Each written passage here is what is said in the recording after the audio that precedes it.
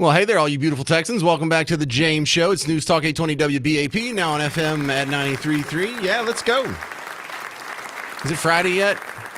Thursday? Oh, crap. All right, well, we'll power through this. My first guest, Andrew Hell's coming on from the Heritage Foundation to put a little more depth on the news that you just heard there. Trump tariffs are getting another delay, and out of respect for Scheinbaum, and then I believe Canada's going to get themselves a delay, and the automakers were exempt anyway. So what the heck is going on? Andrew Hell, well, what's going on with the tariffs? Where are we at with that? Well, yes, President Trump just announced a pause in the tariffs for Mexico, and he heaped praise on President Claudia Sheinbaum. These tariffs that we were told were not about traditional trade policy. They were about border security and the fentanyl crisis. There is a flood of illegal migrants coming to the United States for years now, as well as fentanyl coming to the United States. And so President Trump declared an emergency under IEPA, that's the International Emergency Economic Powers Act, and there is a justifiable emergency at the border with regards to these issues. And Claudia Sheinbaum has conceded to President Trump's demands. He's using tariffs as an instrument of statecraft and economic coercion to address matters that go well beyond trade policy, and this has been a success with regards to Mexico. It's been more problematic in the discussions with Prime Minister Trudeau because I don't think they're friends. They don't like each other. They don't have a lot in common. And Prime Minister Trudeau is a lame duck, a caretaker prime minister. He has resigned. He's only in this position until Mark Carney, who's due to win the Liberal Party leadership election in Canada, will take over. And I think that Mark Carney is basically saying we don't want to have this Keystone XL pipeline, which is what President Trump wants, because he's all about ESG and he's anti-fossil fuel. Oh, brother. Great. Yeah, and Trudeau likes seamless trade with China, and Trump would like, the administration would like to have Canada impose the same sorts of tariffs on China that we are here in the United States. Well, a lot of people were pointing out that the tariffs are just for reciprocal trade, and Canada was not on a level playing field before Trump showed up. They have ridiculous tariffs on like our dairy and on our butter and a bunch of it seems seemingly random stuff, but clearly it's protectionist tariffs against U.S. imports already. That doesn't seem to be getting brought up a bunch. Do you think they'll budge on that? Well, as I was discussing with some Canadian business people, are we really going to go for a trade war over milk? There's more dairy produced in the state of Wisconsin than there is in all of Canada. And this matter of the Canadian dairy was brought before a dispute panel under USMCA, I believe it was last year, and they ruled in favor of Canada. Also, the other issue that always bedevils U.S.-Canada trade is the softwood lumber in British Columbia. But if you when I speak to home builders and other groups, associations representing them, they tell me if given the choice, American consumers prefer to choose Canadian softwood lumber because it's less termite prone and it's better quality. But then again, if you put tariffs on that, then it's a likely conclusion will be that builders will, to keep the price down of the house, they'll start purchasing more American lumber. So how did the automakers deal into this? Were they even going to get hit with the tariffs to begin with? Well, the thing is, though, the automakers, Ford and General Motors, for example, sell massive amounts of GM cars and Ford trucks, SUVs in Canada for those harsh Canadian winters. All my friends in Canada drive those. And we do need export markets. And so obviously they telephoned President Trump, and President Trump is a businessman himself. He works very well with leaders of industry. And so that pause on those were also negotiated and achieved. Senator Susan Collins of Maine wrote to him, as well as other senators. Very, very concerned she is because there's over $6 billion in trade between the state of Maine and Canada.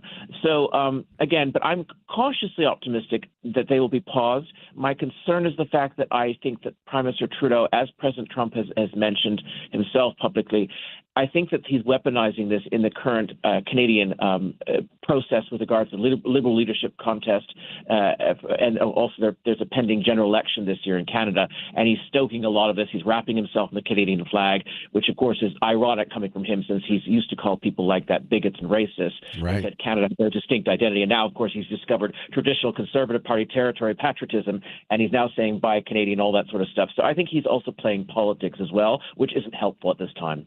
Where do you come from that they say patriotism instead of patriotism? so so I was born here in the United States, but I grew up overseas, and so I'm afraid that my accent is somewhat different. Yeah, where? Britain? In the United Kingdom and Switzerland and Canada, in Quebec. All right. I can hear a little bit here and there, just a couple of misplaced vowels. Thank you very much, Andrew Hell, Heritage Foundation. I appreciate the depth on the tariff discussion, sir. Thank you so much. It's been a pleasure. Thank you. Andrew Hell, Heritage Foundation. All right. So we got you all caught up on that. I think the other big headline that you're going to find delicious. Now, this isn't what is dominating the TV news over here on CNN or Fox News or even really that much on my social media feed, but I think this is the biggest story of the day. Hunter Biden filed something with the court to drop one of his lawsuits because he says he's broke. He says it specifically the royalties and income he was getting from his book deal and his art career have fallen off a cliff. Now, you know what that means. This was the litmus test that you and I had set forth. Let's see what Hunter Biden's art career does after January 20th. Now, we know it's gone to nothing. So what does that mean? That means it was never legit. It was all a bribe. It was nothing but a money laundering scheme. Details coming up next. 800-288-9227 if you want to jump in. 800-288-9227. Hunter Biden's broke. Art career fell. Doesn't that prove the whole thing was nothing but a money laundering scheme for bribes? 800-288-9227. I'm James Parker. It's News Talk 820 WBAP, now on FM at 93.3.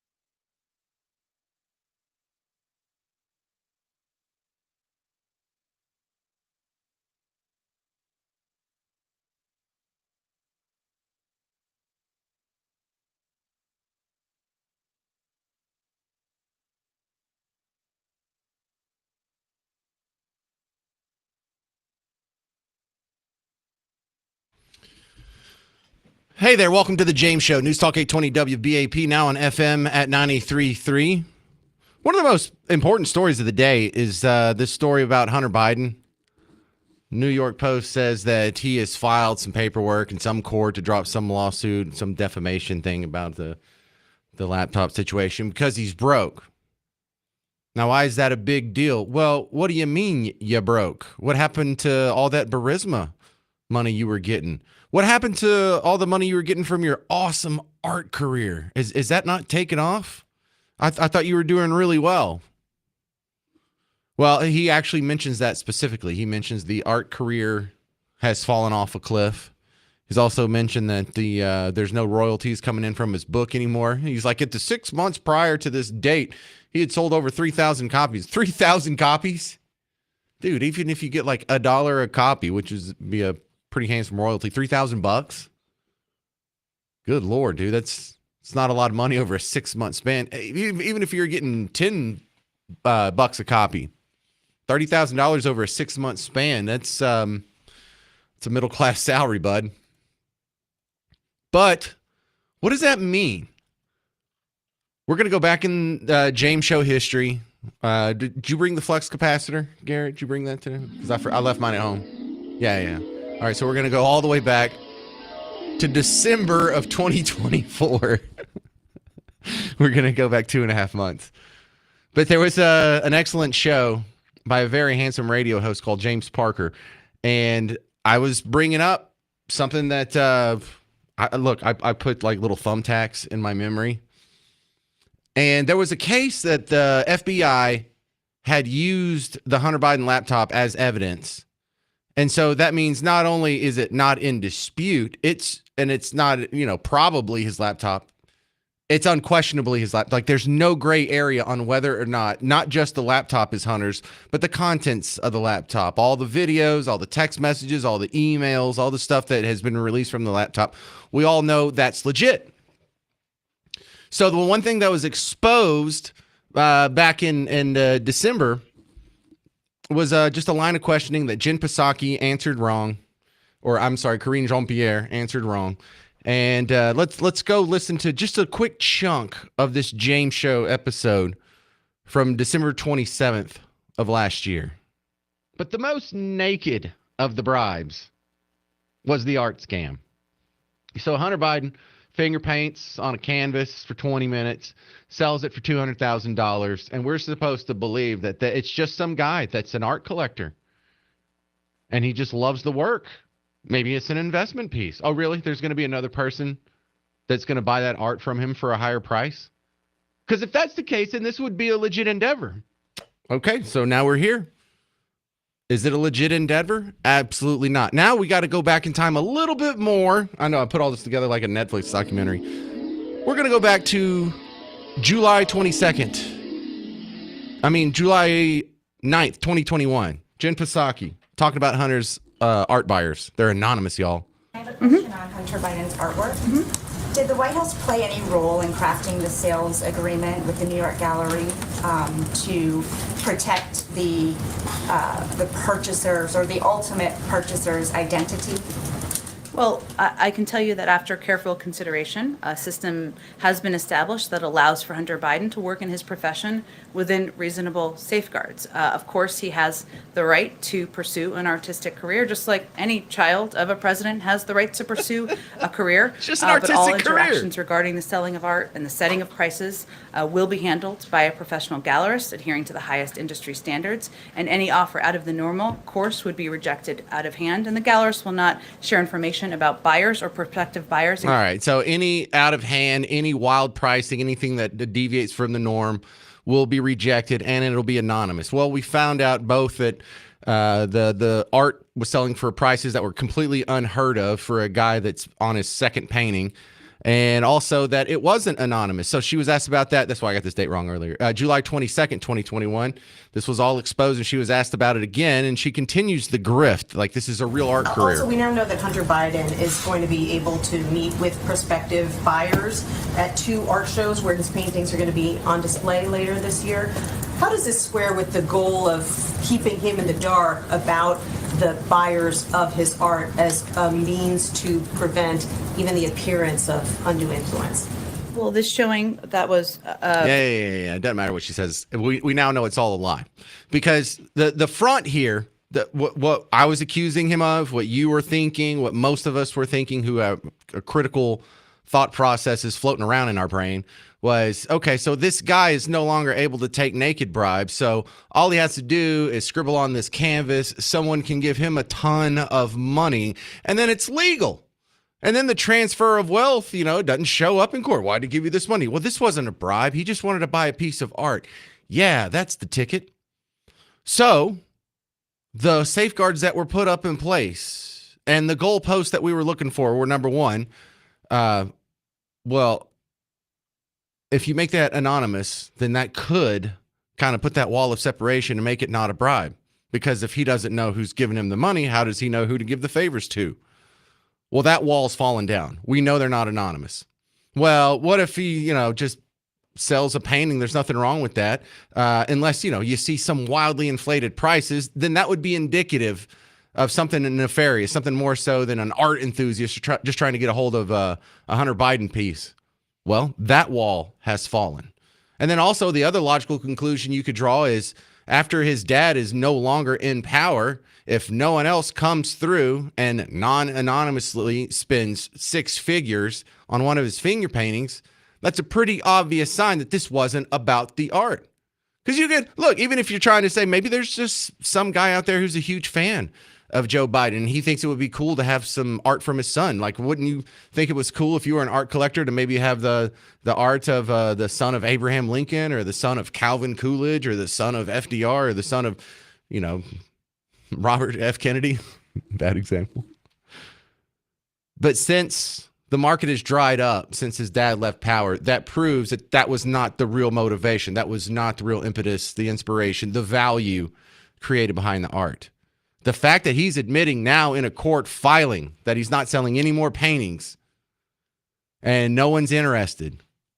There's no question. There's no excuse left. Every excuse they gave, every excuse Jen Psaki gave 3 years ago and then again a couple months ago, they've all fallen away.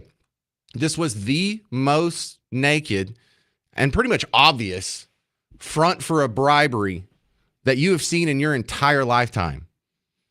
And the fact that this now proves that the last president was completely compromised from day one, since he was a vice president, been selling influence to by the millions, to the Russians, to the Serbians, to the Chinese, to the Ukrainians. And then that's where we need to pull it all back together now. Why are we in all of this mess with Ukraine, with the Ukraine? Is it just a coincidence that Hunter had all these connections? Is it just a coincidence that a phone call to Ukraine is what was the motive behind the first Trump impeachment trial? All just a coincidence? Is it just a coincidence that Putin took land under Bush and Obama and Biden, but not Trump? A lot of coincidences here.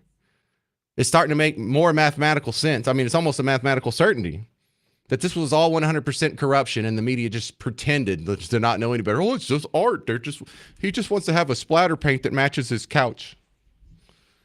No one was that stupid to begin with, and no one can even begin to deny it when you look at the facts of the case, knowing what we know now. The grift is up. Will this guy ever go to jail? He should. 800-288-9227, 800-288-9227. Coming up next, Spencer McGowan from Net Worth Radio on The James Show. It's News Talk 820 WBAP, now on FM at 93.3.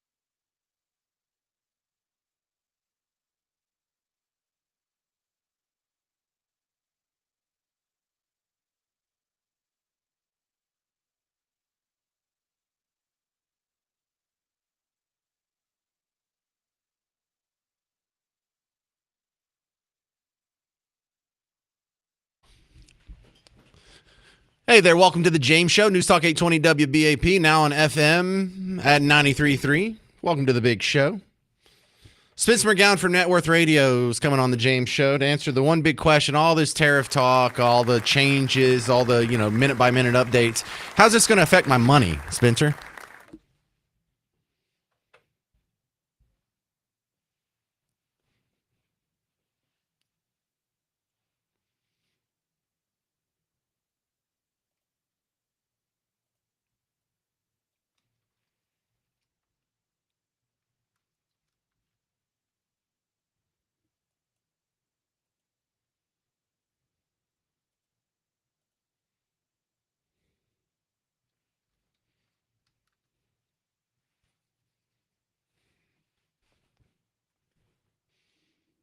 All right, so the cuts identified, are they actually going to be cut in the spending bill that's about to happen?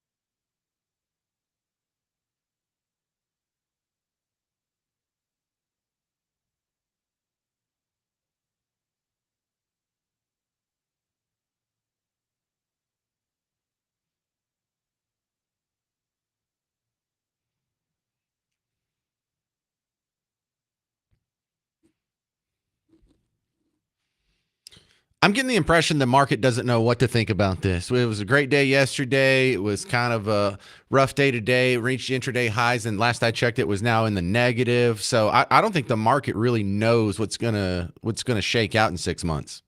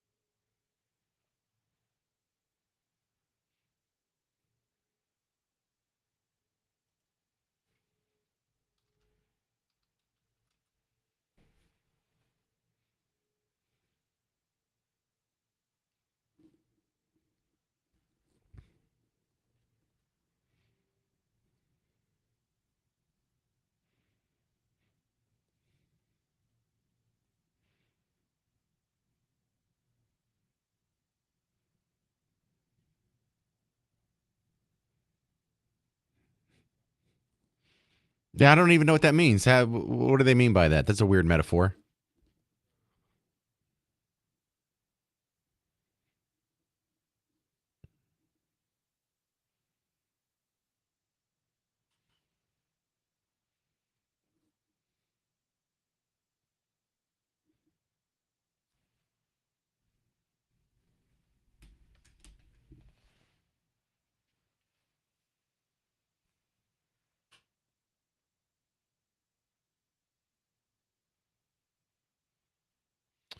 So the one thing I'm looking at for those inflation decreases is, can we balance the budget? Can we not have to print, $1 trillion or $2 trillion every year just to keep the checks flying out? Do you think we'll balance the budget?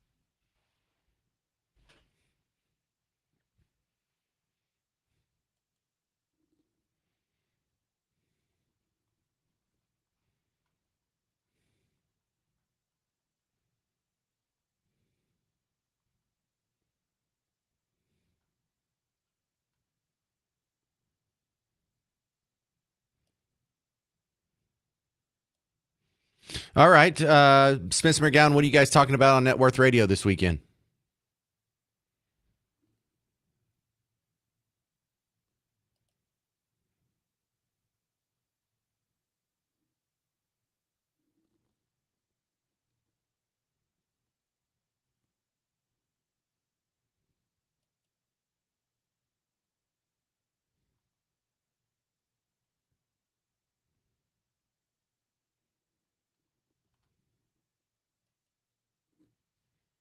All right, there he is, Spencer McGowan, Net Worth Radio. Appreciate your time, sir.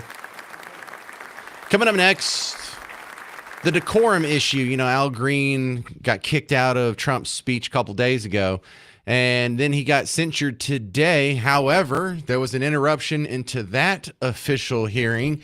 And are the people who interrupted that, are they going to get censured for stopping the censure? I know. I'll explain it coming up in about 4 minutes. It's The James Show. News Talk 820 WBAP, now on FM at 93.3.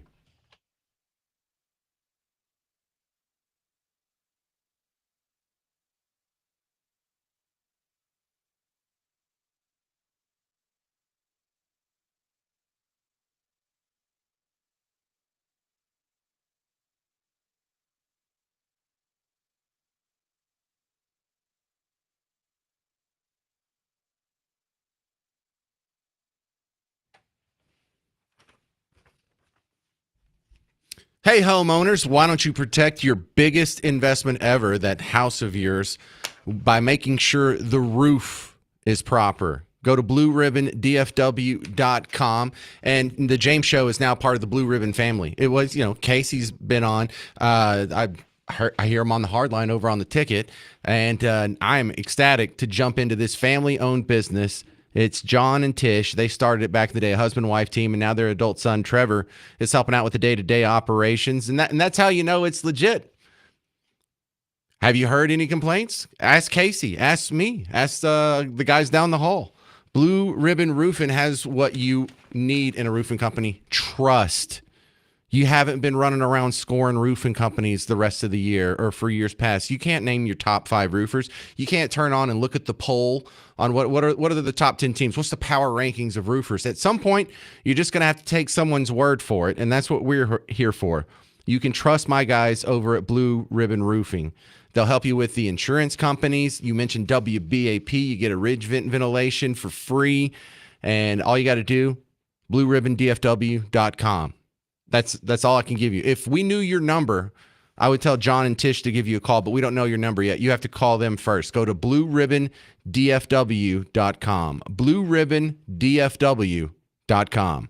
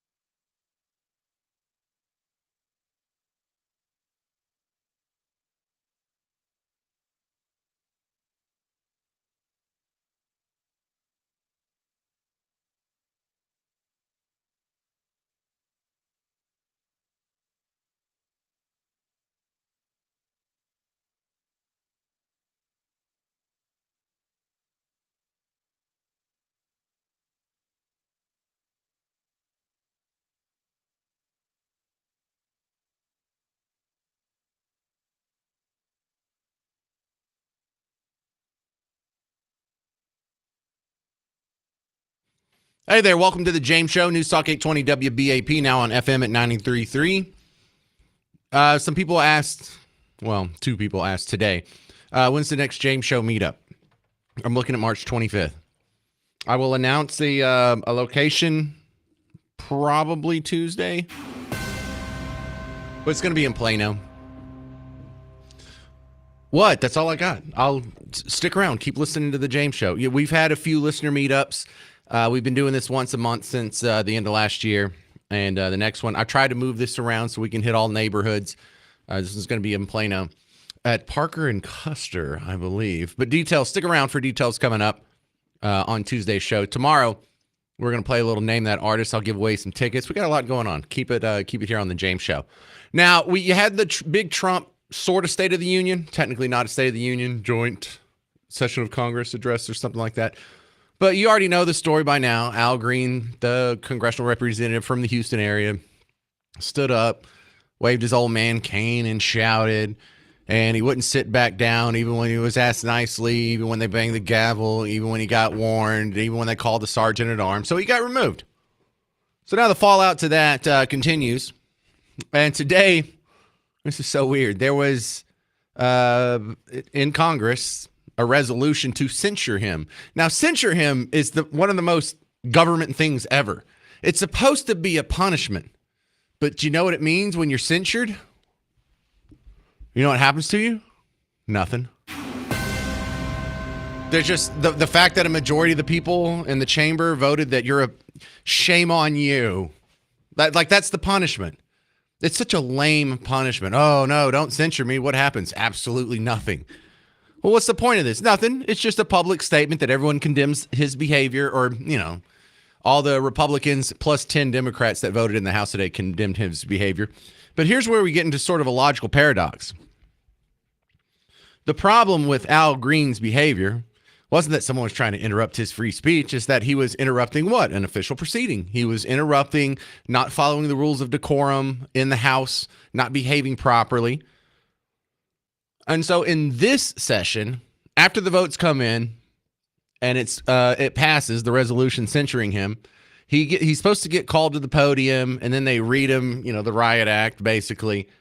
But a handful of supporters of Al Green crowded around the podium at the front of Congress today, and they started singing. What do you mean singing? I mean, they were just singing. It sound like a hymn or something. So here's Speaker Johnson going through the procedure here.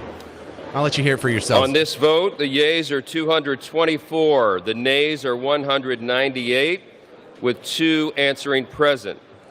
The resolution is adopted. Without objection, a motion to reconsider is laid on the table. The House will come to order. The House will come to order. Shh. Will Representative Green present himself to the well? By its adoption of House Resolution 189, the House has resolved that Representative Al Green be censured, that Representative Al Green forthwith present himself in the well of the House of Representatives for the pronouncement of censure, and that Representative Al Green be censured with public reading of this resolution by the Speaker. All right, you hear him singing?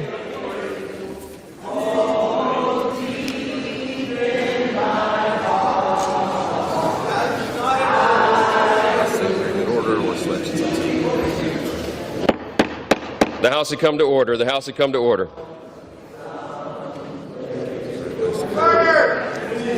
What's that? What's that? You want to let him keep doing this, or totally clear? The House will come to order. Clear the well, please. Clear the well. The House has to continue its business.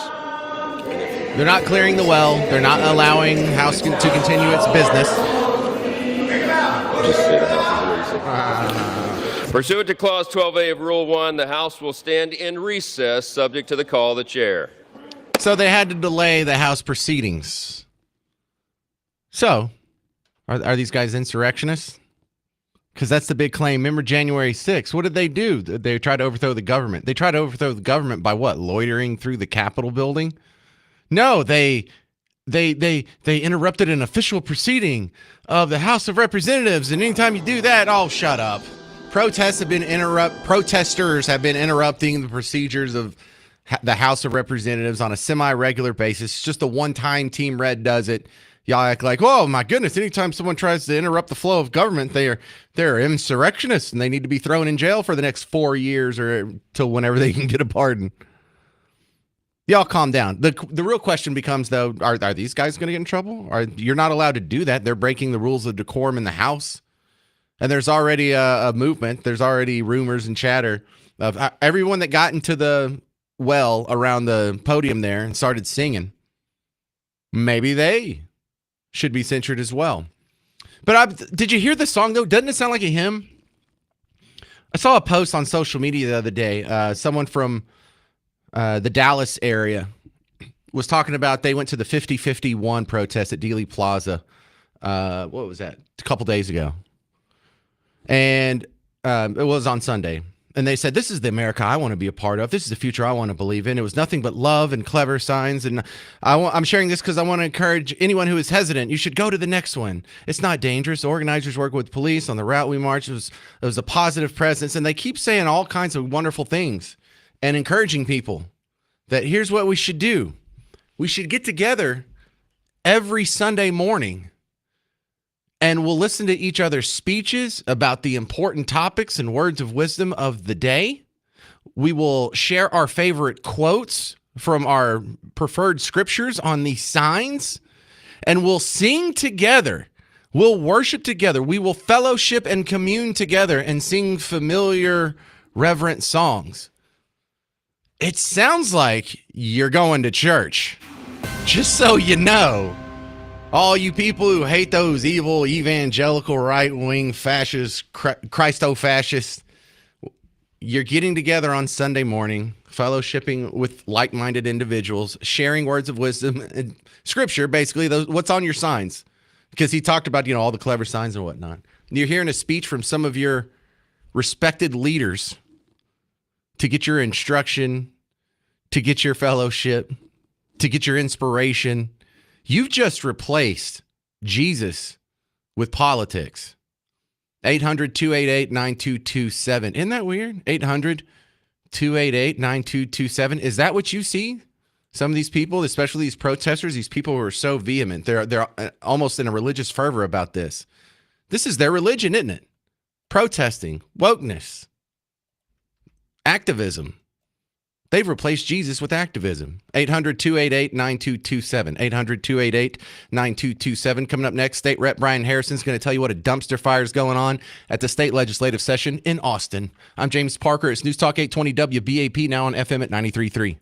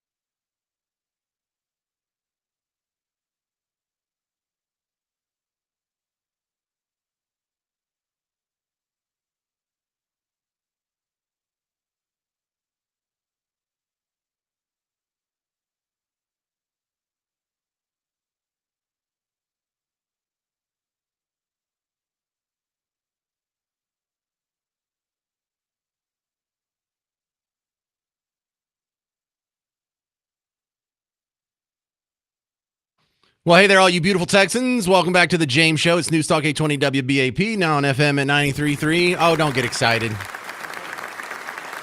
I low-key hate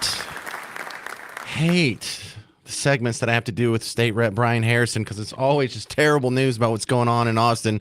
But it's important and you got to know it.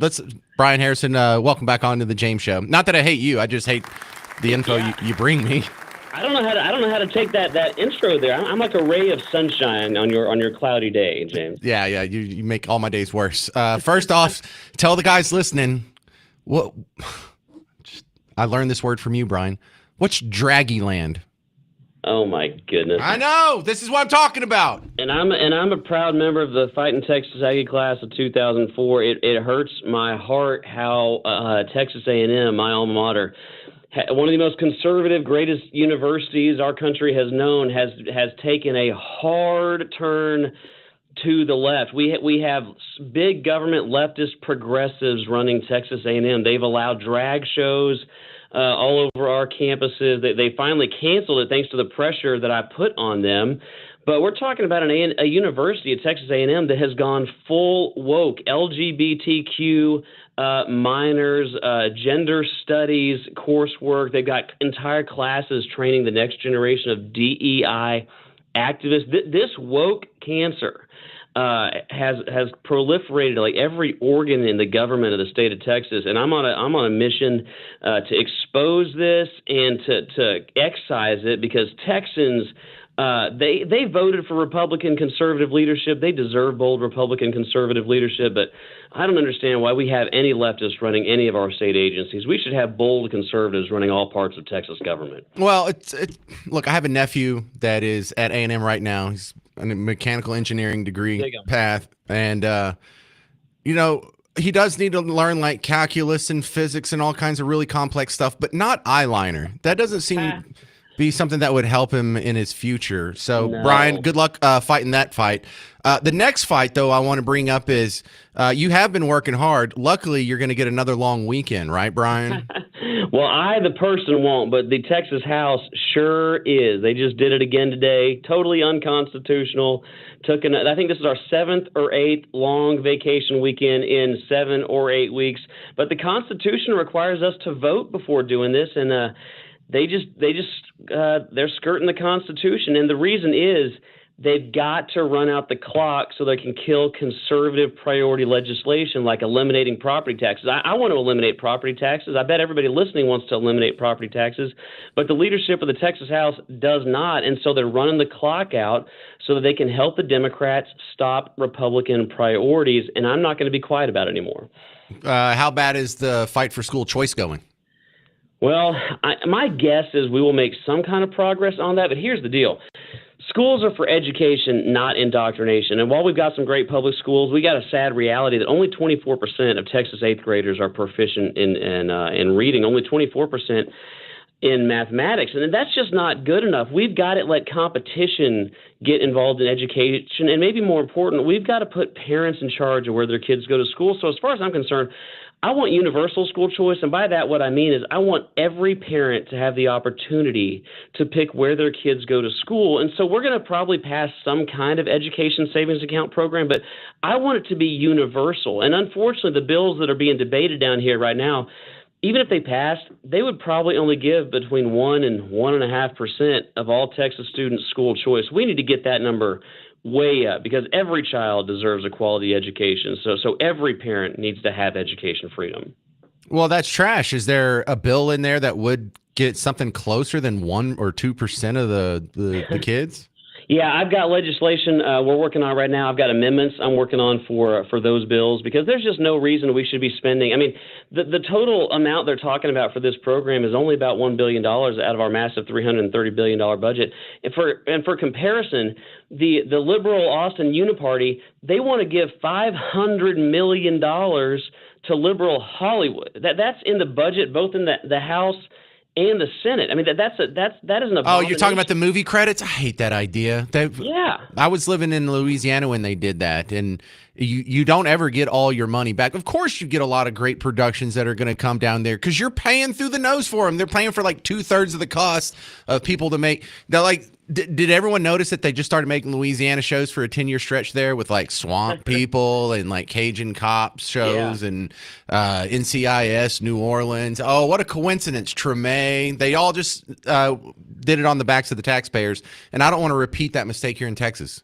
No, and I mean, if you're listening right now, I know you can't answer through the radio, but would you rather us lower your property taxes by $500 million or give it to liberal Hollywood so they can set up shop in Texas? I mean, this is insane. And quite frankly, the notion that we would pay Hollywood to come here is offensive as a proud Texan. I mean, I think Texas is the best state in the union. Hell, they should be paying us for the privilege, okay? We shouldn't be taking tax money and begging them to come film here. They should film here because we're great. Well, we already have pretty low taxes, so if that's not good enough for them, can you stick around for another segment here? I want to ask you. Yeah. I want to ask you about your AI bill, because that's more than just we're complaining about something stupid other people are doing. This is going to get into some nuance and some weeds and some actual reforms that will shape Texas as the leader in the future. What is Brian Harrison's AI plan for Texas coming up next? If you got any questions or comments, 800-288-9227. I'm James Parker. It's News Talk 820 WBAP, now on FM at 93.3.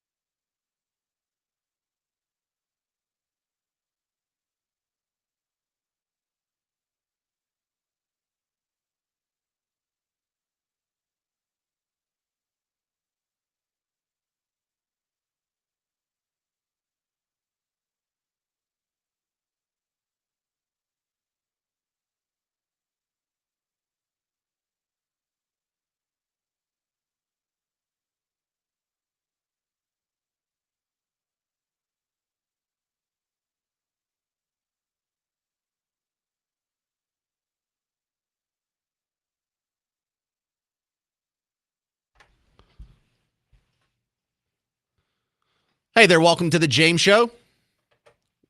You're listening to News Talk 820 WBAP, now on FM at 93.3. I am your host, James Parker. We are continuing with your state rep, Brian Harrison. He's a Republican from the Midlothian area, and he's been keeping us updated on how terrible the Texas legislative session has been going thus far. And not to just to complain about what other people have done, let's talk about one of your bills. You have some reforms that would accommodate artificial intelligence in Texas. Tell me about that, Brian. Well, yeah, I'm somebody, I want Texas to lead in just about everything. I mean, most of all, freedom and liberty. And as we've discussed many times, we're in far too many ways, we're just coasting on that. We need to be a leader again. But in one of those areas is technology, because if Texas isn't going to lead, then America's not going to lead. And that means some of our adversaries like China might. So I want Texas to lead the way in technological innovation that includes AI. I don't want us to surrender to government overreach or fear-driven regulations that kill innovation. And so yesterday I announced what I call the Texas AI Freedom Act, which is the boldest pro-innovation AI bill in America. It cuts red tape, it removes DEI nonsense, and it unleashes the power of the free market. And here's the thing, I released this, and not just because I believe in it, but also because House leadership, we have a Republican-dominated House, but Democrats actually control it, as we've discussed. And so the leadership team in the Texas House, they've got their own AI bill, but it's just more big government, liberal, hyper-regulatory, DEI-filled nonsense that's going to stifle innovation in the state of Texas. And I want Texas to be number one in just about everything. So that's why I introduced the Texas AI Freedom Act to unleash the power of the markets in technological innovation in the Lone Star State. So what does your bill do? So it creates it's one of the things we call like regulatory sandboxes. So we let people with new and innovative technology get out there and kind of test and experiment it without the heavy hand of government and the full regulatory burden coming on them right away, because that's what we see happen just time after time in Texas.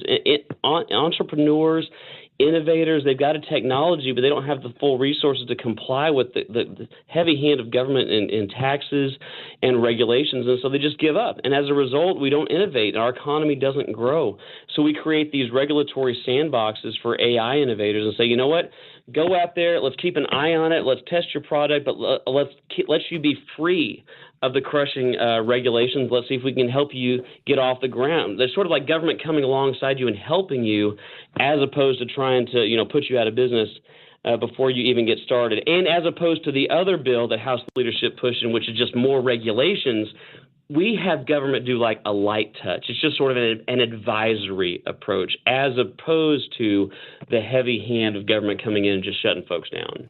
All right. Tell the person listening about some guy they've never heard of before, but they've been paying his salary. Hugh Brady. Why is he making headlines today, Brian Harrison? I'm so happy. It makes my heart so happy you're asking me about this, because before I started talking about this 2 years ago, nobody knew about this scandal. I think it's one of the biggest political scandals in America. Okay, when I walked on the floor, I had served under President Trump. I was his chief of staff at the Department of Health and Human Services to the very last minute in the first term. I get elected to the Texas House 6-7 months later. I come in and I find out Democrats are running the House, and who is the most powerful person in the chamber? Well, it's our House parliamentarian. Well, who's our House parliamentarian? He's a guy named Hugh Brady. Well, who is Hugh Brady? Hugh Brady is a Democrat Party activist, and get this, a former Barack Obama White House lawyer. And keep in mind, this guy... No. Yeah. Yes, it's true. No, it's true. So, and the parliamentarian, they've got the power to kill any bill they want. They can push socialist bills. They can help the Democrats. And in the state of Texas, we have a Barack Obama White House lawyer, as we speak, controlling the Republican-dominated Texas House of Representatives. This is the thing I ask you every time you come on. In a state that's supposed to be the reddest of the red, we're supposed to be the America of America. We have no Democrats at any statewide office in this beautiful land of 30 million people. How does the party in such a minority end up with the control in Austin? I call it the biggest example of voter fraud maybe in history, because Republicans, I mean, look, let's take a step back for a second for folks listening. As you said, Texas is known for leading in freedom and liberty, but for far too long, we've been just coasting on our small government reputation, and especially in recent years with Democrats in power to control the Texas House, liberal budgets that grow government at rates that would make D.C. Democrats blush, and Texans being taxed out of their homes. We got record levels of government debt, a totally out of control regulatory state. Our reputation has been more myth than reality, and I tell you what, I'm on a mission to make Texas again. I want Texas to be the number one state in America for liberty. Can we do something about the blue laws? I want to buy whiskey on a Sunday. You and I talked about this last time, and I think I'm with you. I'm a liberty guy, and it's a consistent application of small government principles to say, you know what, does it really make that much difference if somebody wants to buy a bottle of wine at 11:59 versus noon? I'm not so sure these laws are needed in the state of Texas anymore, especially if we want to call ourselves the leading beacon of freedom and individual liberty in the states. We got some blue laws we might need to rethink here. All right, Brian Harrison, you're a state rep from our area here in DFW.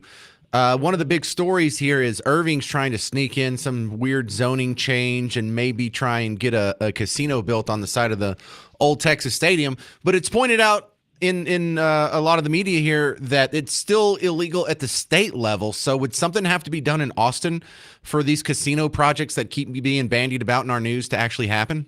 Yeah, it would. Texas has a general prohibition on it, but one of the things when it comes to gambling that I'm trying to deal with right now, I just had the Texas Lottery Commission come and testify before my committee down here, and I was horrified at what I learned. I mean, the Texas Lottery, because we do have gambling in Texas, it's just the state is the biggest bookie. That makes no sense whatsoever. And so I say this to folks, whether you're pro-gambling expansion or anti-gambling expansion, the idea that we would have the government be the biggest bookie in the state is fantastic. Well, they don't like competition there. That's the problem, Brian. There's definitely something to that. So I've come out recently, and I just think we need to abolish the Texas Lottery. There's no reason that the government should be in the gambling business, no matter how you feel about it. But yes, to answer your question, yeah, if Irving wanted to do that, that would probably require a change down here in Austin. Dang. So it doesn't really matter what they do up there because people are losing their minds thinking, oh, my God, they're going to sneak in a casino. It's like, I don't think they can sneak in a casino. No, that'd be pretty hard. We've got some pretty strict anti-gambling. It's actually in our Constitution. So I don't even think it would just be a law. I think the Constitution would probably have to be amended to do that. Couple things, but we only have like a minute. So short answer here. I heard you on a friend of mine's radio show. You breed dogs? I did, and I know who you're talking about. Yes, my wife fell in love with a breed of dogs maybe 10, 15 years ago now, and so as a hobby, we did breed them on the side for a few years, and it was actually a real blessing because that little business allowed me to spend some time home with my wife when she was diagnosed with cancer and had her second kid. So it was something we really enjoyed doing. We got to improve the lives of people across Texas, and quite frankly, all over the world would come to us for dogs, and they needed sort of support dogs or just dogs to improve the life of their kids and their family, and it was a real joy for us for a few years. All right, State Rep Brian Harrison, we got to run, but tell your social media person if they want a copy of this video to share it on your social media feed, they can grab that instead of the still picture they've been using, because you get a lot of good traction on some of your posts, on your interviews. They skyrocket. No, Texans are starving for the truth. So at Brian E. Harrison, and we'll get your video up there, James. All right, Brian Harrison, State Rep from Midlothian, thank you very much for your time. Your thoughts, 800-288-9227, 800-288-9227. Coming up next, whatever happened to the measles in Texas? Is it already over or what? You'll find out next on The James Show. It's News Talk 820 WBAP, now on FM at 93.3. Hey, sports fans. James Parker here for the Prize Picks app. It's just America's #1 daily fantasy sports app with over 10 million users, over $1 billion in awards given away, or you should say earned. This is a game of skill, my friend. And for those of you who are still hurting, you're still in pain over the loss of our amazing legend, Luka, you can put him on your lineup right now. Like Luka, they're playing, the Lakers are playing against the Knicks tonight at 9 o'clock. His number, 45. If you add up his points, rebounds, assists, is he going to get more or less than 45? So you just put that in your lineup. You get another guy. Well, actually, you can get 2 to 6 guys in your lineup. And the more you choose, the more you add, the bigger your winnings get, up to 1,000 times your money. So download the Prize Picks app. Use promo code WBAP. You get $50 with your first $5 play. Use promo code WBAP, the name of the station, WBAP, and you get $50 to play with on your first $5 play. Prize Picks. Run your game.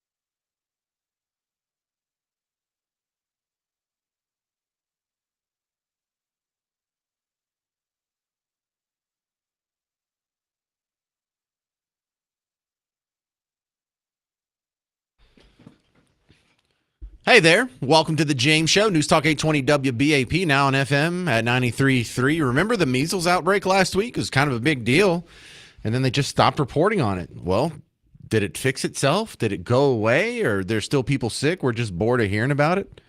Let's ask Dr. Benjamin Newman, Texas A&M's chief virologist. Welcome back to the James Show, Dr. Benjamin. So tell me, what is the status of the measles outbreak in Texas? Is it still a thing?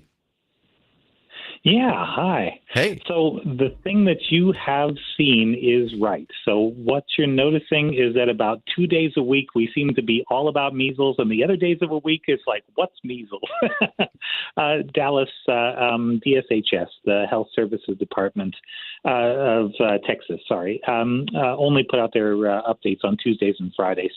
So we know where we were last Friday. We know roughly the rate. So there's at least 159 people, and it will have been climbing up over the weekend. So we will see, but I would estimate somewhere around 170, 180, probably on Tuesday when it comes up. Now, is this cumulative, like including people who have already been cured and are past it, or is this how many people have it right now?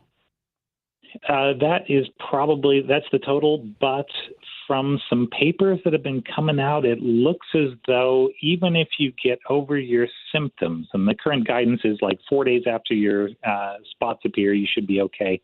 But the virus seems to be in people for something like a month, maybe a little more than that after. And if it's in there, there is a chance that it could come out. So are you still contagious even after your spots go away? Like less contagious, definitely, but it's hard to say you're not completely zero. Yeah, it's just getting closer to zero. I think I remember seeing the fellow around here in Rockwall County that got it from visiting someplace overseas. He seems to be out of the hospital and back to normal. So is there any of it in our area in North Texas? It seems to have got at least a little bit into all the major metropolitan centers. That's what we're hearing. And so once it's there, people from, the big cities go out to everywhere. And so I wouldn't say there's anywhere where it definitely isn't right now, but we definitely don't have all the numbers. So when the guy in Rockwall County had to go to the hospital with measles, what did they do to you? Do they give you like ivermectin, or do they put you on a ventilator? What's the treatment for measles look like? Yeah, I mean, it sounds ridiculous, but it's supportive treatment for the most part. So chicken soup fluids. And then if they notice that something bad is happening, if your heart is doing something weird, then they have things that they can do for that. But no, the main treatment is just keeping you comfortable and keeping you where they can watch you and try to treat any sort of complications as they come up. So there's a headline on WFAA.com today, the news partner for WBAP. Thank you very much, guys, for your reporting here. There is a school, Mercy Culture Prep, over, I think it's Tarrant County, that has the lowest measles vaccination rate in Texas at about 15%. Is that a problem? Would you send your kids to that school?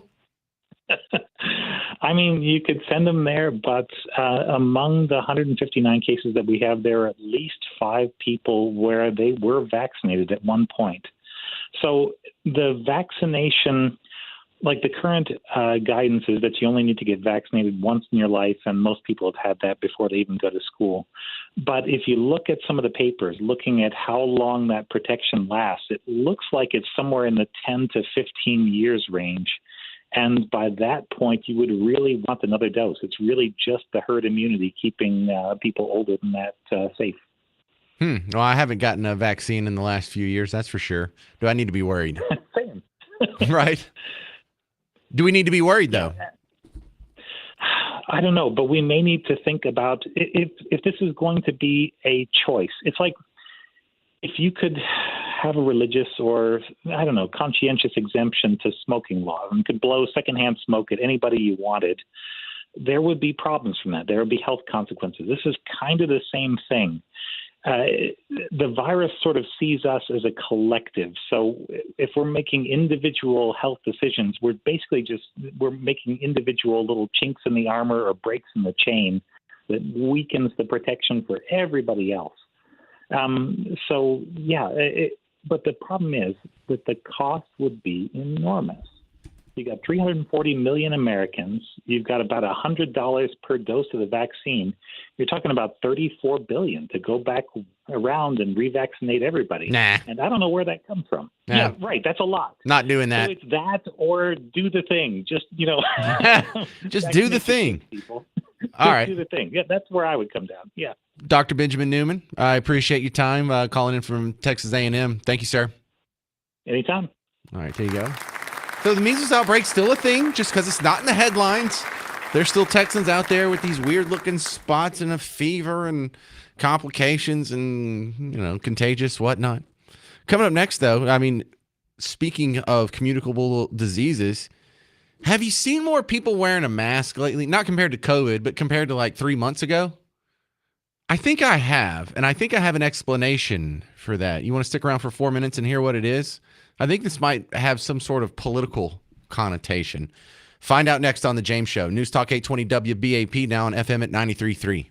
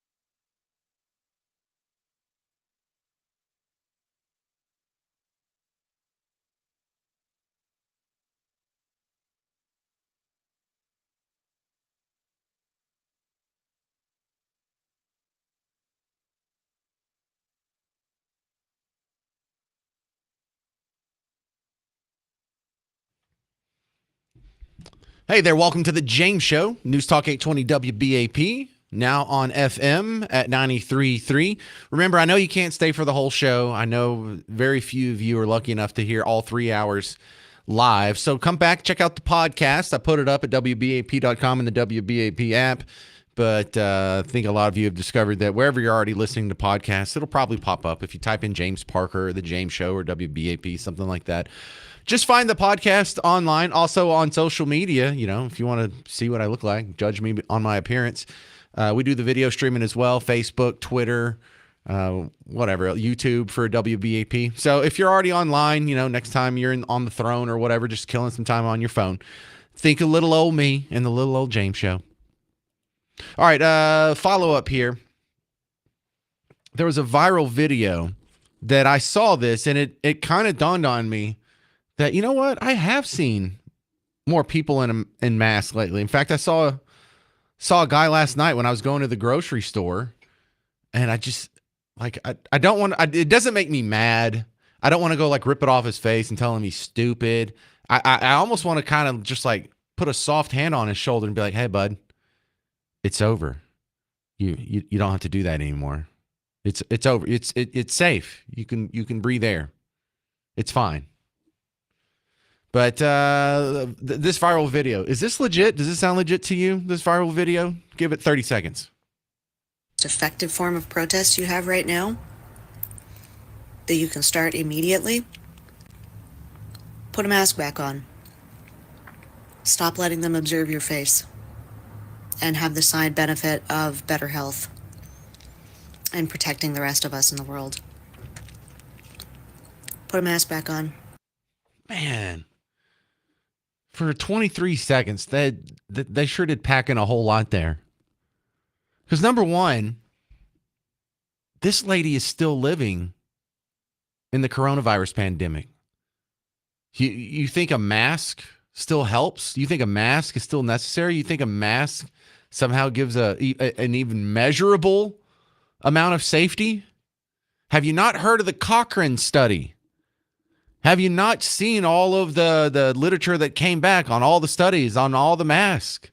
And they all agree, even the meta studies of studies show that its effect was so negligible, it's not even measurable in statistics.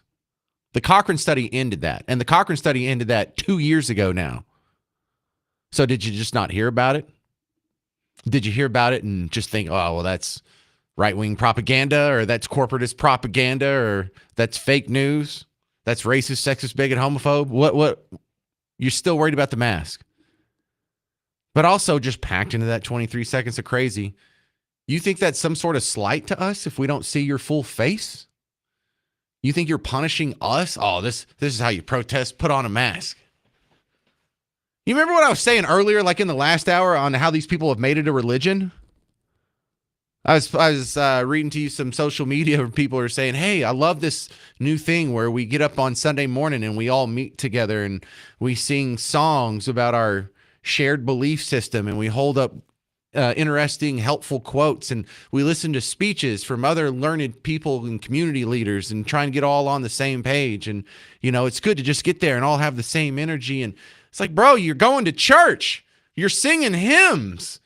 You're listening to sermons. And now you're putting on a veil to be even more chaste, to be even more reverent. You're going to cover your face? What are you, like the veil wearing lady at some Catholic funeral?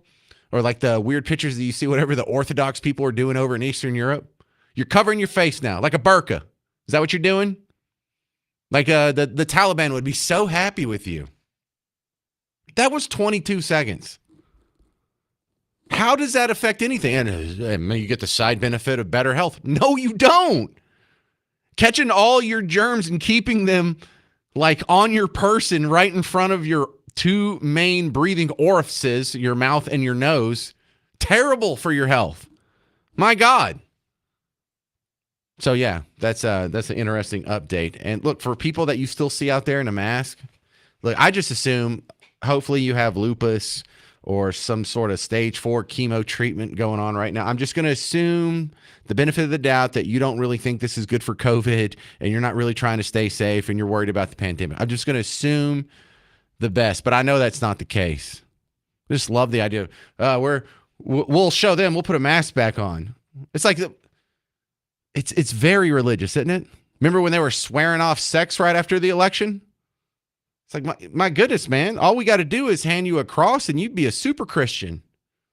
You're dressing conservative. You're putting on a veil. You're getting together on Sunday mornings and singing hymns and listening to sermons, and you're swearing off sex. You have just replaced religion with politics. Oh, my God.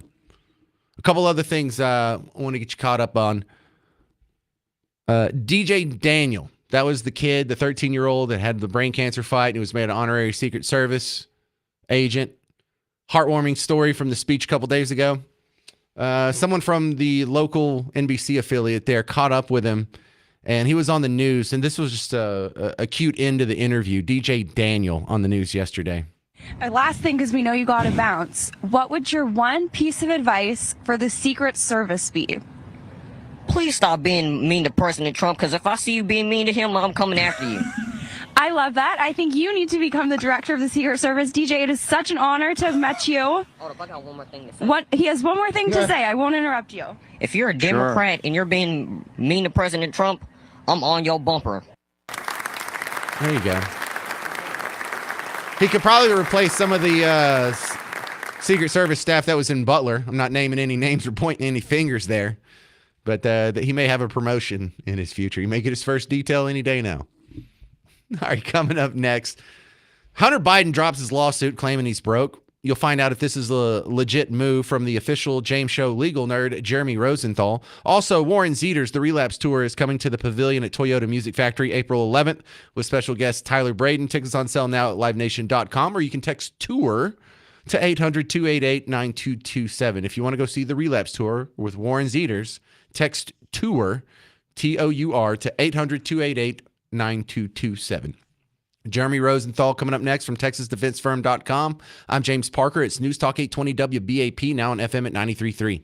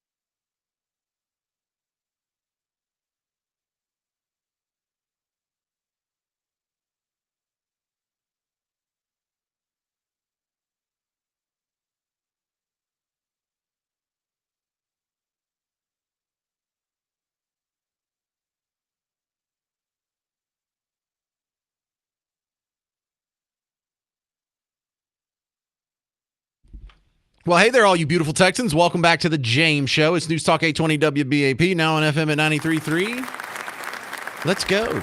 Is it Friday yet? No, it's not Friday. That's tomorrow. Don't get excited. I made the same mistake earlier. My next guest is a regular on the James Show. In fact, he's the now official legal nerd of the James Show. Jeremy Rosenthal's back on. Round of applause for Jeremy. Welcome back, sir. TexasDefenseFirm.com is his outfit. Thank you. James, the official and all the beautiful Texans can acknowledge this. Thank you so much. This made my day. This made my week. It comes with a responsibility here. You have to answer all my crazy legal questions. You know, it's not a freebie we're handing out. No. Well, Peter Parker, Spider-Man, says it best: with much power comes much responsibility. Indeed. Let's do this. Okay. Hunter Biden. It's dropping a bunch of lawsuits. Now he's saying it's because he's broke. I have a hard time believing that with all the millions he's gotten and his, giant paychecks. And this guy's swimming in money, but he says he's broke. He says his art career has fallen off a cliff and he hadn't sold a painting since his dad lost the election. Man, there's so much going on here. Explain this to me. Is that really a legit reason to drop a case? Okay, so when you bring a federal lawsuit, he sued somebody at the White House. I believe who he alleges that released contents from the infamous laptop. So he brought a federal lawsuit against him, I think some point in the last year. Now he wants to drop it. Legally, you really never need a reason to dismiss a lawsuit, but the federal judge can dismiss it, or he can, I don't know if he can keep Hunter Biden in it. What he could do is he could dismiss it with what's called prejudice, meaning you can never bring it back. And this other guy's lawyers want Hunter Biden to pay the tab. They want him to pay the legal fees of the other fella. That's a whole different debate. Hunter Biden is saying, well, I can't pursue these charges. The charges are valid. I'm just broke. But it's not believable. Yeah. Jeremy Rosenthal, he's not broke. We know he's not broke. Even if he's broke, so if he is broke or not broke, neither of them would be impediments to him dropping a lawsuit. What he's trying to imply is that he's trying to find a justification of he's trying to save face and saying, look, I didn't bring a meritless lawsuit. I just ran out of gas here. I think most people would have a hard time taking Hunter Biden at his word. I don't know why they've injected that angle here, because I would think that the other side would have to show that this lawsuit was just meritless, right? If you bring a completely frivolous lawsuit, you could end up paying the tab, and that could be what happens here. Although, if Hunter Biden's completely broke, you're getting blood out of a turnip. So good luck there. Yeah, well, it's not really believable this guy's broke, but let's go and take him at his word. It just sounds like the guy's trying to weasel his way out of a lawsuit he wasn't going to win anyway. And also, if he continues with the lawsuit, is he going to have to get on the stand and we have all kinds of evidence discovery and we go over the details of what's in the laptop? I think it feels like he's just trying to avoid that, and this is a real just weak sauce excuse. That's a great question, and maybe he's trying to say that he's broke so that way he doesn't have to pay whatever legal fees. But that wouldn't be a thing for the judge to consider. To your point, that's an excellent question, because Hunter Biden has that sweeping pardon. Does he have the Fifth Amendment to hide behind? The other side could certainly try to put him on the witness stand. Okay. And he doesn't have the Fifth anymore necessarily. Now he can always say, well, I'm afraid that this lawsuit's in California. So he could say, I'm afraid that I'm going to reveal California offenses. You could try that. But because you've been given this really sweeping pardon, that's an excellent point. He may no longer be able to hide behind the Fifth Amendment if he were to take the witness stand. A great point. All right. Another case that I do not understand is the Supreme Court ruling against Trump. They say we are unfreezing this foreign aid. You have to spend this. How does that work out? What are they going to hold his hand and make him write the check? They might. Yeah. This is confusing. It's really confusing. So there's a federal judge. So Trump does his executive order saying, I'm freezing foreign aid. Entities bring a lawsuit saying, well, hold on, Congress has already allotted this money. You're overstepping your bounds. You're the executive, not Congress. We've already done this work. You need to pay us. Federal judge says these parties are correct. you need to pay them. There was a delay. The the administration didn't comply with the judge's orders. Now they would tell you the judge's orders were vague. We had a hard time trying to do this. There was a deadline of this week. It was initially halted, I believe, for 30 days. It was on again. It was off again. Ultimately, the Supreme Court declined to overrule the earlier order. So as of now, the Trump administration is ordered to pay $2 billion of monies that are claimed to have been previously earned. Now, I don't know that affects anything going forward before that date, after that date, or anything in the future. The administration is saying that, look, yes, even though Congress has the purse strings, we still, have the ability to make sure that it complies with, our spending prerequisites, and we want to audit these. All right, things. but Jeremy, I'm thinking Yeah. this, and most of the people listening to WBAP right now are thinking the same thing. Like, people withhold funding all the time. Like, if you didn't do the mask mandate during COVID, they were going to withhold education funds from your free lunch program. If they don't like the immigration laws, they can just selectively choose to not enforce them at both the state, local, and federal level. So this whole idea that you can selectively spend or follow the laws or pick and choose, I thought that was already well established precedent. Now I'm hearing it's not.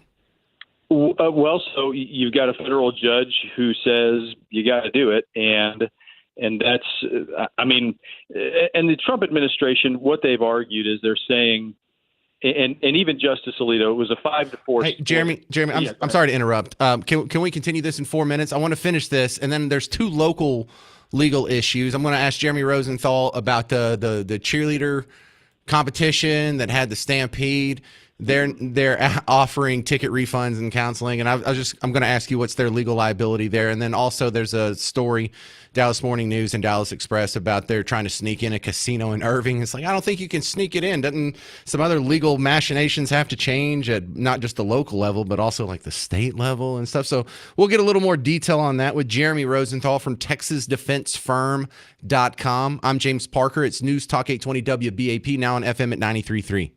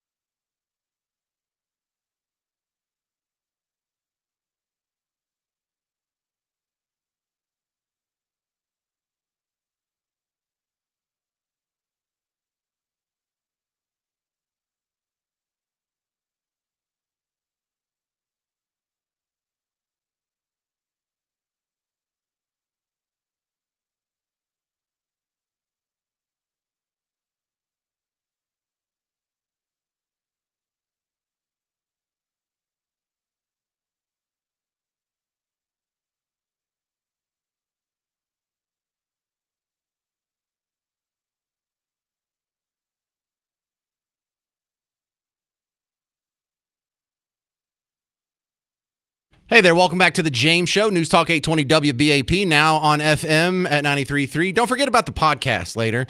And don't forget about me when you're on social media. We got an X feed for WBAP and the James Show. We got a Facebook. We got a YouTube. Go check it out. We're continuing with Jeremy Rosenthal, TexasDefenseFirm.com.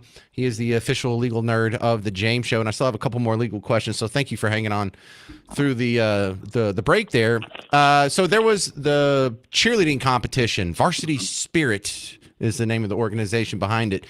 And they are now offering ticket refunds and counseling, and I think they're going to work their way up to some sort of settlement with the people who were at the Kay Bailey Hutchinson Convention Center over the weekend.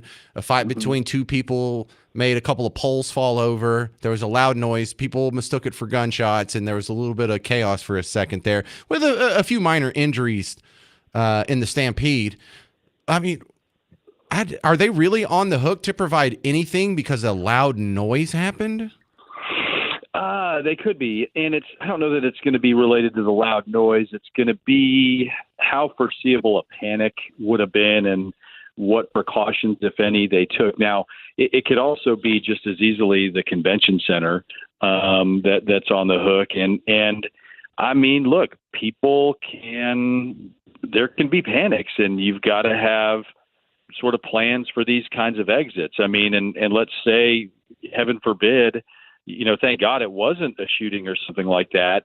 But had that been the case, you still would have had this rush of people, and you got to have a plan for when something like that happens in the year 2025. So it's possible they could actually be on the hook for this. Well, I'm. It's not just the legal angle here. It's also sort of this social phenomenon we have where we think people need mental health professionals, licensed mental health professionals, and counseling because they heard a loud noise that was misperceived to be gunshots. Well, I'll tell you this much, and I've got a 13-year-old daughter who runs in a circle with other 13-year-old kids, and she knows people who knows people who know people who were there, and for a time, people thought that this was an active shooting, and people are trying to locate loved ones, and you don't know until an hour, 2 hours, 3 hours later that, it was just, these poles falling. Now, does that mean that everybody needs counseling and therapy? Above my pay grade. But I think there's probably some pretty scared folks here. Sometimes you think it's a ghost in the house and it's only leaves in the basement. Doesn't mean that you weren't pretty scared. Right, but if I showed up in a Bigfoot mask and scared my wife, and then I took the mask off, just kidding, it's me. Does she get to say, I need to go to therapy because now I'm scared of Bigfoot? I mean, this doesn't make sense. We're not that fragile. We're not Fabergé eggs. You heard a loud noise. You mistook it as a gunshot. Once you found out it wasn't a gunshot, you should have just gone, oh, okay, and been able to go back to your normal life. This is what's confounding to me, Jeremy. Part of this is PR from this organization. That makes sense. Yes. And from if it's the convention center, because look, I mean, what else can you do? You can throw money at it. You can throw counseling at it. You could throw an apology out there.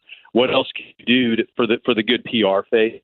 So I think a lot of it is aimed at that. I mean, there was the plane that flipped over on its back.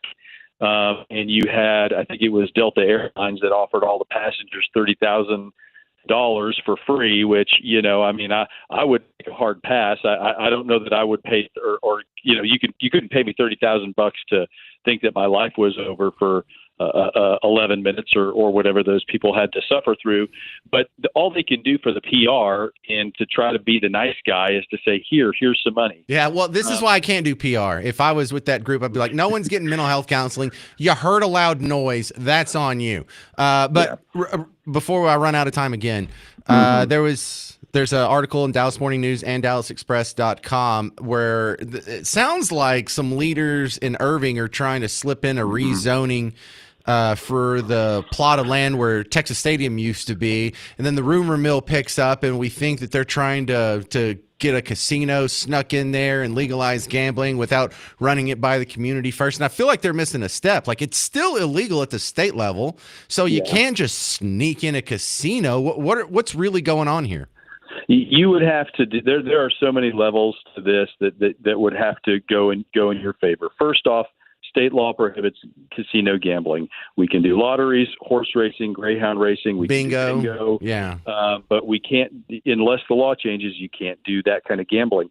Our Constitution, the Texas Constitution, it's general. It's not anything specific. It requires our legislature to try to suppress gambling. So we would have to amend the Texas Constitution.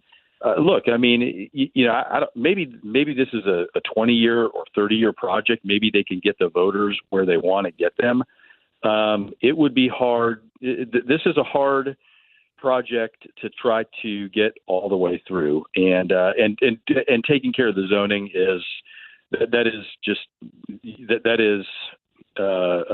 that's a very minuscule part of the overall equation.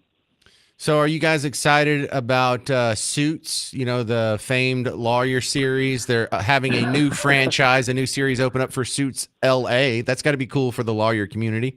Yeah, I need to probably watch that stuff. I don't.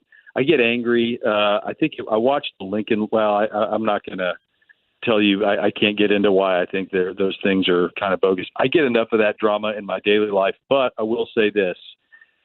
People walking around thinking that my job's a lot sexier than it actually is. That's fine. Oh, they make it look so cool, and you have such like a witty comeback every time, and everyone's dressed to the nines at all parts of the day, wearing high heels and evening wear, basically. Jeremy Rosenthal, TexasDefenseFirm.com. What do you guys do up there? We do criminal defense, and our witty retorts are Spider-Man comebacks, about which much power comes much responsibility. That's as good as you're going to do here. But yeah, we do criminal defense at TexasDefenseFirm.com. A reasonable doubt for a reasonable fee. All right. Well, whenever the James Show crime syndicate finally gets busted, I'll be giving you a call. Thank you, Jeremy. Appreciate you. Take care. Jeremy Rosenthal, TexasDefenseFirm.com. Wait till you find out Miss Parker's criminal enterprise. I mean, she's the worst. Coming up next, Suzanne Castle's going to be back on the James Show, talking about female-led businesses. What's their challenges and what do you do about it? James Parker here. It's News Talk 820 WBAP, now on FM at 93.3.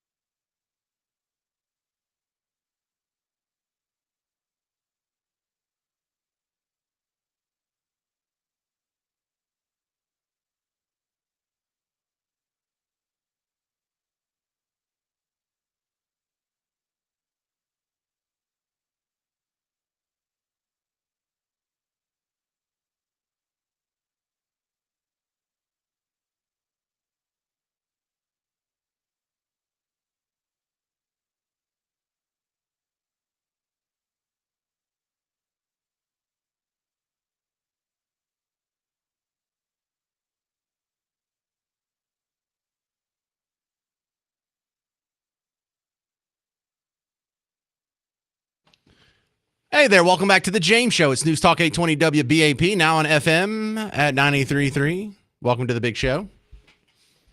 Suzanne Castle's back on. And we have some issues here. We all want, women to be successful if they go into business for themselves. But we just can't get the statistics to be completely equal. So while we have some differences in here, let's talk about them and see what we can do about them. Suzanne Castle, welcome back to the James Show. Thanks for having me back. I'm very excited to be here and be talking to you today. Oh, calm down. It's only Thursday. So when we talk about how women business owners have some issues that men do not, what are some of the big ones? Well, a lot of it is about funding and capital. So we're still receiving only 2% of venture capital, although we're owning 38% of the businesses in America. And so I think that that's a big gap right there. But it's not just about lacking ambition or ideas or execution. A lot of it is how we get to talk about our businesses when we're in rooms with other people. So what do you think the explanation for that is? I think that a lot of it is men often get asked how they're winning, so very goal-oriented types of conversations, but women get asked how they are not failing. So it's a very different space to be into. So from the first of the conversation, women already feel like they have to defend their choices and what they're doing in their businesses, while men are like, I'm doing this, I get to dream, here's the great thing that we're trying to do in the world. I like to think of it like this. If you had two entrepreneurs who are walking in a room, the guy is asked, how do you plan to dominate the market? Which is not bad. Like, we want to know, like, take over the planet. What's your plan? But the woman gets asked, how are you going to keep customers from leaving? And so that's an assumption already in the question that she's already losing. And so that ability to be turning that around to say, I'm going to tell you how I'm building my loyal customer base. And while I'm doing that, I get to dominate the market. It's just a different way of being in the room. So what do we do about that? I mean, that doesn't sound like there could be a policy or legislative fix. That sounds more like a cultural issue. I think it's very true. You know, Women's International Day is coming up this weekend, and part of that is just an awareness factor, because it's not just about money. I think it is definitely how women see themselves and their possibilities, but we can't just blame it all on mindset, right? So if women-led startups generate twice the revenue per dollar invested compared to male-led ones, my question that I'm asking in a lot of these spaces is, why aren't investors investing in women? They're leaving money on the table, which I think is just bad business. So we together have to decide why women aren't getting funded and do something about that. What's your theory? I think my theory is sometimes it's just easier to do what you know. So there's definitely bias in our conversations. Okay, that's fine. But also it's about giving women a chance. And so sometimes women have to go to women-led banks. And that's not necessarily true for men. They can walk in and they got their business plan, but women are turning to other women. That's not necessarily a bad thing. But I think the question becomes, you can work on your mindset only so far. You have to meet people somewhere through strategic wealth, not just through funding, but definitely, like you mentioned, systemic, sustainable, and smart decision-making. That's going to take all of us working together. Well, some of this sounds almost parallel to the discussion we have about the gender pay gap. And a lot of people point out that there's behavioral differences between men and women that could explain some of it. Like, men on average work more hours per week. They make more riskier moves, generally speaking, whether it's investing or in business. And, you know, there's just like a handful of behavior things that men and women do different. So it's not necessarily some sort of, you know, bias or gender discrimination. It's something that men actually earned. I think there's some truth and merit in that, but I think the problem is that in education, just from the get-go, women are conditioned to think in limits. So men are encouraged to think in growth. I think that's a lot of what there's a Harvard study out that uncovered that. And so investors in that place, there's nothing wrong with it, but investors are going to be like, well, I'm going to go for the person who's really growth oriented, not the person that's at limit oriented. And so when we turn that, it's not just enough to reframe how you're thinking about it or how you do your business plan or your questions. Mindset's not changing the system. I really think it's an access problem. So women need access to capital. They need better connections. Like men in your space, if you like a woman who's doing a cool thing in business, make some introductions for her. Give her a different opportunity, just like you would with your male friends and business buddies. And it's just a subtle little thing that we can do, but it can really have a huge impact. I have a commenter over here on X/Twitter, whatever you want to call it, says, points out women get preferential treatment from the Small Business Administration. Is that doing anything to help narrow the gap?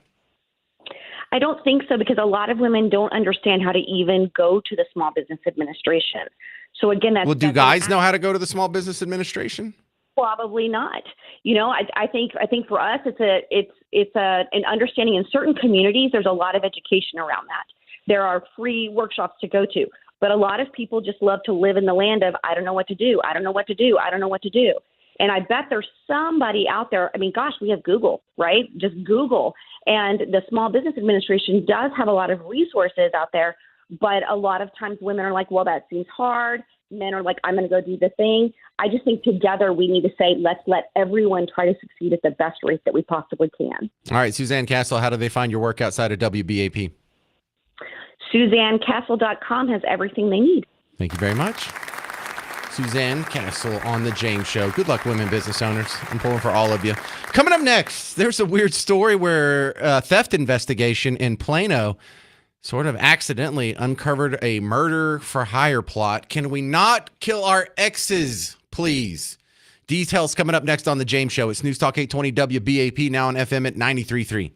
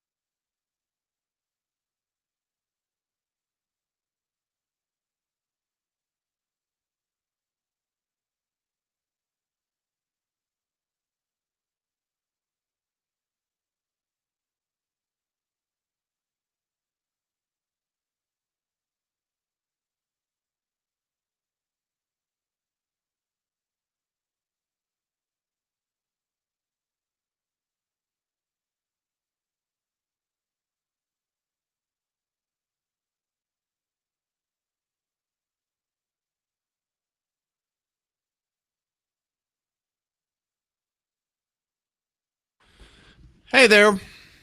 Welcome to the James Show, News Talk 820 WBAP. Now on FM at 93.3. This comes up every once in a while on the James Show, and if you keep listening, this will happen again. Can we not kill our significant others, whether it's a boyfriend, a girlfriend, a husband, a wife, an ex even? Just because we disagree, is not an excuse to kill somebody. Now, if someone is actively attacking you, if there's an actionable mortal danger to you or someone close to you, sure, you can react with lethal force. But you people, I find this confounding because I didn't understand it when I was a kid, and I figure, well, maybe when I get married and I actually have, a relationship that's that, life-shattering if it breaks up, maybe I'll understand then. Nope, still don't. So I cannot imagine a scenario where I would kill Miss Parker. I don't care, hi, Miss Parker, if we got a divorce or if she cheated on me with my best friend or she just ran through every one of the Dallas Mavericks in one evening and it was all on video. Or I still wouldn't kill her. I can't even come up with a scenario when I would open hand slap her in the face. So these people, you hear about it all the time. Someone ran over their girlfriend or someone shot their boyfriend or someone. These people, how do you go from I love you so much, oh, you're the best, no, I love you the most, no, I love you more, no, you hang up, no, you hang up, to I'm going to kill him? That's a hell of a leap. WFAA has this weird story because this didn't start out as a murder for hire plot. It started out as something else. Was investigating a string of routine thefts when he stumbled on a murder for hire scheme. Investigators say the suspect behind car break-ins and porch thefts was planning to kill his ex-girlfriend. As WFAA's Matt Howerton reports, a chance encounter cracked the case wide open. It's the holiday season 2023, and there's a porch pirate causing problems in Plano, who also doesn't mind checking neighborhood cars to see if they're unlocked and what's inside. Can I help you while you're touching our cars? You'll notice the suspect not wearing gloves in several videos. I'm calling 911. So when this detective, Cole McIntyre, was assigned the case, he and others were able to lift a print above and beyond police work for property crime these days. It was one of those lucky breaks where we found a latent fingerprint that matched a viable candidate. And that print led McIntyre to a man named Michael McLeod. The department Michael. says that next month, the detective saw him off duty while eating at a restaurant. His demeanor was that of being boisterous and almost belligerent, hollering about something. So McIntyre took a seat, struck up a conversation, asked what's the matter. This individual, Michael McLeod, started talking about his ex-girlfriend and her new boyfriend and how he was looking for a silencer in order to take care of both of them. Which sent McIntyre's investigation into an entirely different ballpark. He took that opportunity to say, okay, well, I know somebody that can get you that. The department says McIntyre notified the ATF and an undercover officer contacted McLeod about the alleged murder for hire plot.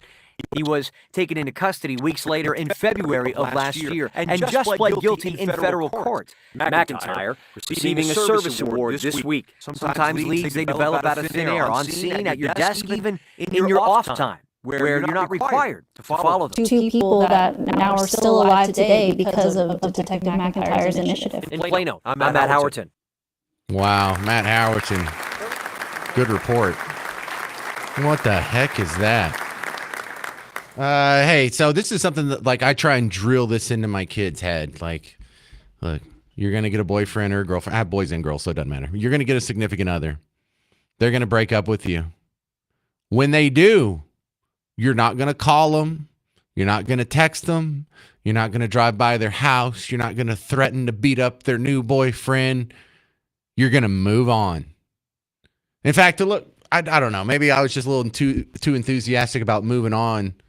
When I was younger, I almost thought of a breakup, hey, all right, so I'm free again. I'm on the market. This is great. But I understand when you get into your 20s and 30s, I guess it starts to mean a little bit more. I don't have that gene. I don't have that capability in my head. If you don't want me, why am I going to go spend my money on a new gun and a silencer or a murder for hire plot to kill you? I need that money to spend on my new girlfriend or maybe get my car fixed or rent or something like that. I'm not going to put any more resources into a relationship that's not already failing. It's done. It's not, there's no way it can come back. So every investment is not, it's just lost money. You're just throwing money away when you go try and kill your ex-girlfriend. And now what's going on? You're going to go to jail? You're going to go to prison now?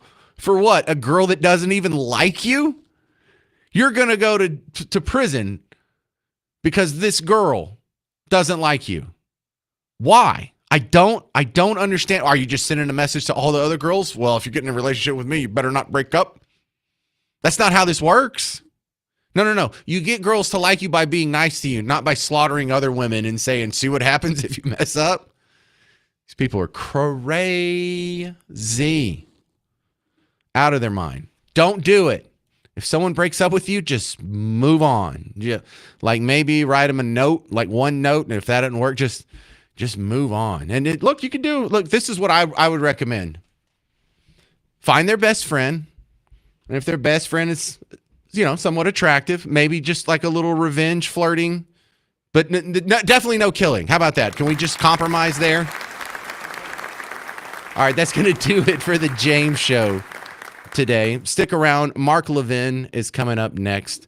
But also, there's going to be 21 hours with no James Show before I'm live again. In that 21 hours, you can still go listen to me. Go find the James Show podcast. I prefer you go to WBAP.com or the WBAP app. But wherever you're already listening to podcasts, just type in James Parker or James Show or something like that. It pops up. But also super important is the social media. Whenever you see one of my videos, I know you only have, 200, 300 followers. Every share helps. Every like helps. Every follow helps. So help a brother out. And also do this thing where you actually verbally, organically with another human being, tell someone about the James Show. See if you can recruit some new listeners for me. I got to get these numbers up. These are rookie numbers. I got to get them up. All right, I'm James Parker. This has been the James Show. News Talk 820 WBAP, now on FM at 93.3.